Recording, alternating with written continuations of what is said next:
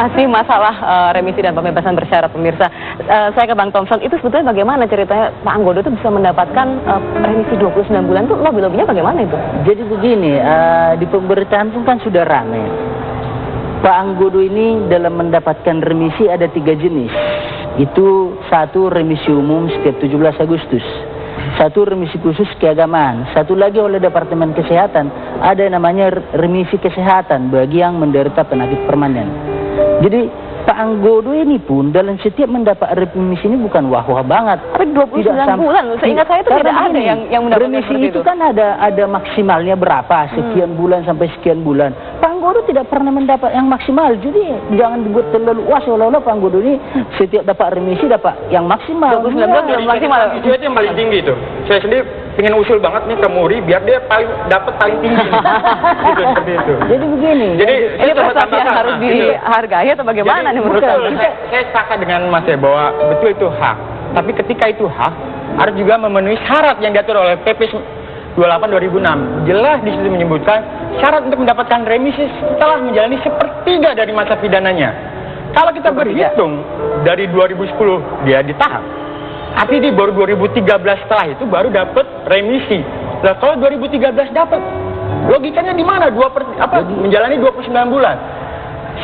Kita sini agak bingung nih dengan hitung-hitungannya. Sayang sekali perwakilan dari Dirjenpas tidak datang. Saya akan berikan kalkulator nih ke Dirjenpas, ke Kementerian Hukum dan HAM, biar ngitungnya yang benar. Baik, Pak Judri, ini sampai ada seperti ini begitu, ada kerancuan dalam penafsiran masa tahanan. Ini menurut Anda berarti undang-undangnya masih harus diperbaiki, Pak? Mungkin begitu, atau lebih tepatnya di mana, Pak? Poin-poin mana? Kalau undang-undang yang itu mungkin soal yang apakah tidak semua orang mendapat pengurangan hukuman itu ya, bukan itu. Yang ini adalah mengenai ada administrasi. Ya, ini kan kita bicara administrasi di pemasyarakatan. Ini kan ada yang ini kan namanya kan sesudah peradilan, ya kan? Sesudah peradilan ini kan prosesnya administrasinya ini udah bukan di pengadilan lagi. Ini prosesnya administrasinya di pemerintah, dalam hal ini di Jenpas. Nah, ini yang mesti dijelaskan bagaimana. Nah, kan ada dibilang ya, misalnya kalau remisi umum itu semua orang dapat ya. Nah, syaratnya memang 6 bulan. Ya, misalnya apakah dari setiap 6 bulan itu dapat. Terus ada remisi keagamaan dan remisi khusus yang harus sepertiga ini. Nah, supaya ini jelas masyarakat itu ya mesti di Jenpas membuka catatan ini supaya ini kan transparansi dan dikaitkan dengan undang-undang keterbukaan publik, informasi publik. Itu kita berhak siapa aja kita nanya, Pak ini mesti diini kan gitu. Nah, kita supaya jelas ini karena kalau 29 bulan itu berarti kan lebih dari 2 tahun. Jadi kalau 10 tahun katakanlah 2 dikurangin 2 tahun tinggal 8 tahun. 2/3 dari 8 tahun itu berapa? 6 tahun. Nah, sekarang ini kan baru dari 2010 apakah sudah ini. Nah, ini jadi saya kira ini mesti dijelaskan. Nah, ini saya katakan lagi ini bicara bukan peraturan perundang-undang, tetapi ini secara administrasi pemasyarakatan gitu loh. Nah, ini supaya juga jangan juga begini. Jangan nanti misalnya Pak Anggodo ini mempunyai dia ekonominya baik, dia bisa ngurus. Tapi kan yang di dalam PAS itu banyak orang-orang yang juga ini gitu loh. Kalau kita melakukan penelitian itu agak sulit juga dia mendapatkan ini karena orang-orang yang ini gitu. Tetap supaya ini terbuka. Ini kan saya katakan equality before the law.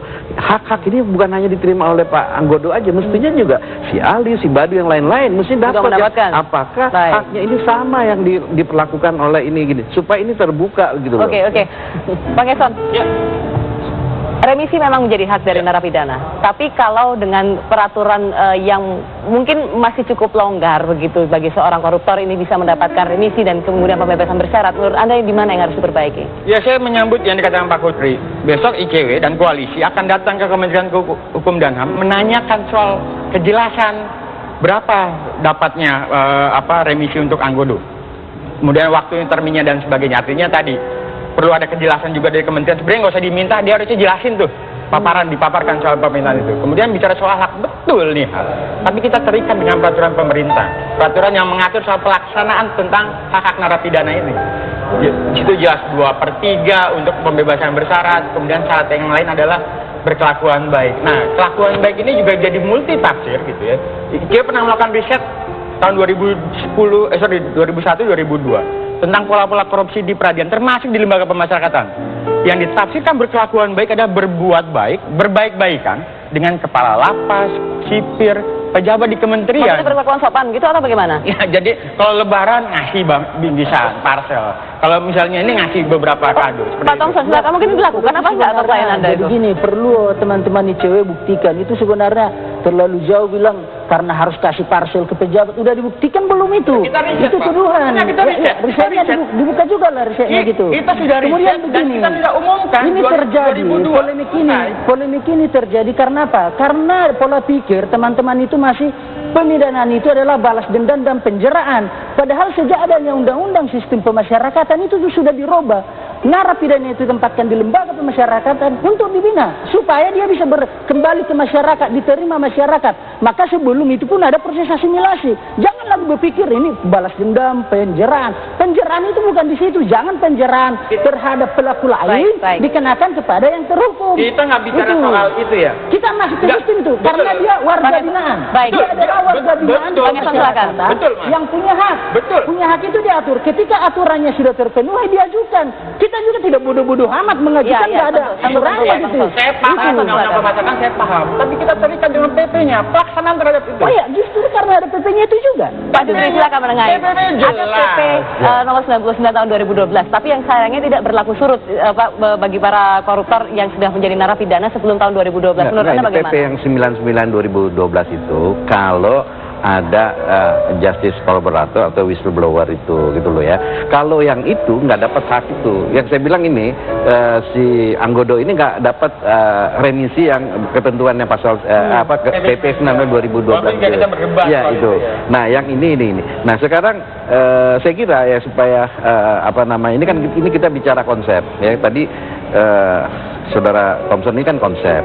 Kita tuh apa sih tujuan untuk mempidanakan? Apakah mau balas dendam atau memperbaiki gitu loh. Nah, ini yang ini. Jadi proses adjudikasinya, ini kan ada ya istilah dari teknis ya. Ada pra-adjudikasi, adjudikasi, pasca adjudikasi. Yang ini pasca adjudikasi ya. Jadi ini proses peradilan sudah selesai. Baik. Ya, Anda kembali ke masalah proses peradilan sudah selesai ya, Pak? Jadi ini konsepnya sekarang, kalau kita mau menghukum orang, ini tujuannya apa? Ataukah memang membalas dendam, menakut-nakuti? Ya, ini kan ada teorinya, ya. Atau dia membina. Jadi, jadi yang diminta oleh teman-teman ini adalah untuk menakut-takuti supaya orang ini jangan melakukan korupsi. Nah, sedangkan Thompson ini dia bilang, oh ini kan dari segi dari orang yang rehabilitasi. Nah, jadi ini kan sekarang kita bicara konsep. Baik, Pak Judri, maaf saya potong sebentar. Kita harus sudah terlebih dahulu. Nanti kita akan lanjutkan perbincangan ini. Selamat bersama kami di Kabar Indonesia Malam.